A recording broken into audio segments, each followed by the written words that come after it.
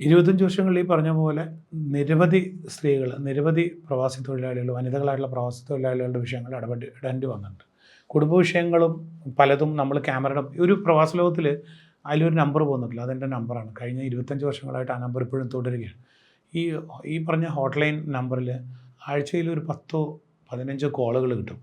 ഈ 15 കോളിൽ വളരെ ചുരുക്കം മാത്രമേ കാണാതാകുന്ന മനുഷ്യരെ തേടിക്കൊള്ളൂ. ബാക്കിയെല്ലാം പല വിഷയങ്ങളായിരിക്കും. മിക്കതും കുടുംബ പ്രശ്നങ്ങളായിരിക്കാം. മക്കൾ അവിടെ പോയി പെട്ട് ഭർത്താവിൻ്റെ കൂടെ അനുഭവിക്കുന്ന പീഡനങ്ങളായിരിക്കാം. അവിടെ പോയി ജോലിയിൽ ഉണ്ടായ പ്രശ്നങ്ങളായിരിക്കാം. അപ്പം സത്യം പറഞ്ഞാൽ പ്രവാസ ലോകത്തിൻ്റെ വീഡിയോയിൽ കാണുന്ന ദൃശ്യങ്ങളെക്കാളും കൂടുതൽ പണികൾ അതിൻ്റെ പുറകിൽ നടക്കുന്ന പണികളാണ്. അത് എവിടെയും എഴുതപ്പെടുകയോ രേഖപ്പെടുത്തുകയോ ചെയ്യുന്നില്ല എന്നുള്ളതാണ് ഒരു പേഴ്സൺ എന്ന നിലയ്ക്ക് ഞാൻ അനുഭവിക്കുന്നൊരു സംഘർഷം കൂടിയാണത്. കാരണം 10 15 കോളുകളും ഞാൻ കൈകാര്യം ചെയ്യേണ്ട വിഷയങ്ങളായിരിക്കും. അതിൽ 1 2 മാത്രമായിരിക്കും ടി വിയുടെ മുമ്പിലേക്ക് കൊണ്ടുവരേണ്ട ഒരു വിഷയം. പൊതുജനം കാണുന്ന ഈ വിഷയങ്ങളുടെ പുറകിൽ നൂറുകണക്കിന് കേസുകളുണ്ടെന്ന് പറയും. ആ രീതിയിൽ പല സ്ത്രീകളുടെയും വിഷയങ്ങൾ, പ്രത്യേകിച്ചും സ്ത്രീകളായതുകൊണ്ട് മാത്രം ക്യാമറയുടെ മുമ്പിൽ വന്നിട്ടില്ല. ക്യാമറയുടെ മുമ്പിൽ വന്നിട്ടുള്ള വിഷയങ്ങളിൽ കഴിഞ്ഞ 25 വർഷങ്ങളിൽ ഏറ്റവും കൂടുതൽ ഒരു ഒരു കുത്തിയൊഴുക്കുണ്ടായത് ഗവൺമെൻറ് ഓഫ് ഇന്ത്യ മൈഗ്രേറ്റ് എന്ന് പറയുന്ന ഒരു സിസ്റ്റം കൊണ്ടുവരികയും വിദേശത്തേക്ക് പോകുന്ന വനിതാ തൊഴിലാളികൾക്ക്, പ്രത്യേകിച്ചും ഡൊമസ്റ്റിക് വർക്കേഴ്സിന്, വീട്ടുതൊഴിലാളികളുടെ വിഷയത്തിൽ കുറച്ചും കൂടി സ്ട്രിഞ്ചൻറ്റ് മെഷേഴ്സ് കൊണ്ടുവന്നു മൈഗ്രേറ്റിൻ്റെ ഭാഗമായിട്ട്.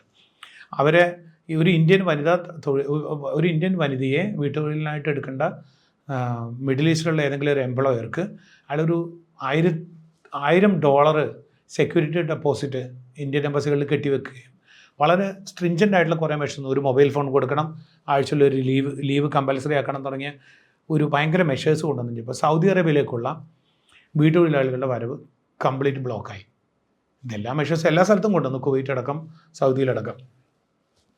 അപ്പോൾ എന്ത് ചെയ്തെന്ന് വെച്ച് കഴിഞ്ഞാൽ ഈ ഏജൻറ്റുമാർ, ഇടനിലക്കാരാണല്ലോ അതിൻ്റെ പ്രധാന കള്ളന്മാർ, അവർ ഈ മനുഷ്യരെ കടത്താൻ തുടങ്ങി. വിസിറ്റ് വിസയിൽ ദുബൈയിലേക്ക് കൊണ്ടുപോകും. എന്നിട്ട് സൗദിയിൽ നിന്ന് കൊണ്ടുവരുന്ന വീട്ടുതൊഴിലാളി വിസയിൽ ദുബൈയിൽ നിന്ന് ആ സ്റ്റിക്കർ ഒട്ടിച്ചിട്ട്, ഈ പാസ്പോർട്ടിൽ ഒട്ടിച്ചിട്ട് ദുബൈയിൽ നിന്ന് സൗദിയിലേക്ക് കൊണ്ടുപോകും. ഒരു പീരീഡിൽ 86 കേസുകൾ വരെയാണ്. Same pattern of trafficking, കടത്തുക.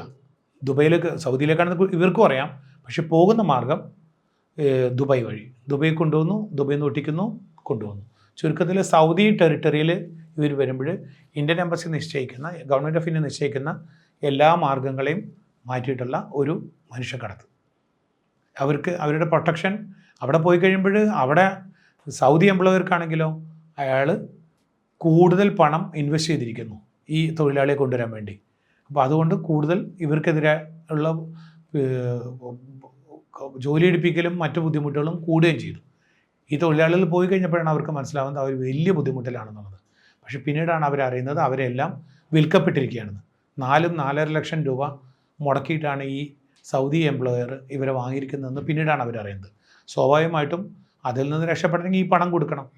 അപ്പം തുരുതുര കേസുകൾ വന്നുകൊണ്ടിരിക്കുകയായിരുന്നു. ആ ശ്രമത്തിൽ നമ്മൾ വളരെയധികം പണിയെടുത്തു. അന്ന് സുഷമ സ്വരാജ് ആയിരുന്നു കേന്ദ്രമന്ത്രി. ആ ശ്രമത്തിൽ ഈ തെളിവുകളെല്ലാം, കാരണം ഈ ഓരോ കേസുകളും നമ്മൾ ഡോക്യുമെൻ്റ് ചെയ്യുകയാണ്. പ്രവാസലോകം ഡോക്യുമെൻ്റ് ചെയ്യുന്ന തെളിവുകൾ വെച്ചിട്ട് നമ്മൾ ഗവൺമെൻറ്റിനോട് ഇത് ആവശ്യപ്പെടുകയും ഗവൺമെൻറ് അതിന് സുഷമ സ്വരാജ് ആയിരിക്കുന്ന കാലത്ത് വളരെ ഉത്തരവാദിത്വപൂർണ്ണമായ പല തീരുമാനങ്ങളും ആ ഗവൺമെൻറ് എടുക്കേണ്ടായി. അതിലൊന്നായിരുന്നു സ്ലോലി ഈ കോഷൻ ഡെപ്പോസിറ്റ് അവർ ഇത് ചെയ്തു. 2 ഈ റിക്രൂട്ട്മെൻറ്റ്, ഇടനിലക്കാരെ ഒഴിവാക്കാൻ വേണ്ടിയിട്ട് നോർക്ക റൂട്ട്സ് അടക്കമുള്ള ഇന്ത്യയിലെ ഏക 8 സംസ്ഥാന ഗവൺമെൻറ്റുകൾ നേരിട്ട് നിയന്ത്രണമുള്ള ഏജൻസികൾക്ക് മാത്രമാക്കി ചുരുക്കി. പിന്നെ ഈ അവയർനെസ് വളരെയധികം സ്വാധീനം ചെലുത്തി. കാരണം നമ്മൾ രക്ഷപ്പെടുത്തി കൊണ്ടുവന്ന സ്ത്രീകളെ കൊണ്ട് ഈ പോലീസ് സ്റ്റേഷനുകളിൽ ഈ ഏജൻറ്റുമാർക്കെതിരെ കേസ് കൊടുക്കുകയും അവരെല്ലാം പിടികൂടാനും തുടങ്ങി. ഇപ്പോഴും കഴിഞ്ഞ 8 വർഷങ്ങൾക്ക് മുമ്പ് 2007 തുടങ്ങി, ഇപ്പോൾ 8 വർഷമായിട്ട് നടന്ന ആ ഇതിൽ ഒരു കേസ് ഇപ്പോഴും വയനാട് കോടതിയിൽ നമ്മൾ പണം കൊടുത്ത് ചെയ്ത ഒരു കേസ് ഇപ്പോഴും തുടരുകയാണ് ഏജൻറ്റിനെതിരെ.